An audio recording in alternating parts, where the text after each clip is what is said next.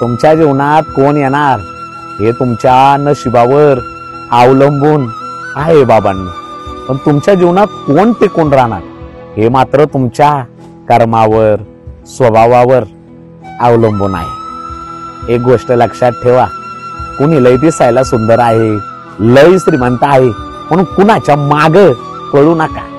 कुणाच्या मैत्रीची भीक मागू नका. एक बात याद रखना, नसीब का प्यार और गरीब की दोस्ती कभी धोखा नहीं देती. श्रीमंतापेक्षा गरीबच साथ देतात. म्हणून श्रीमंताबरोबर गरीबाची किंमत ठेवा.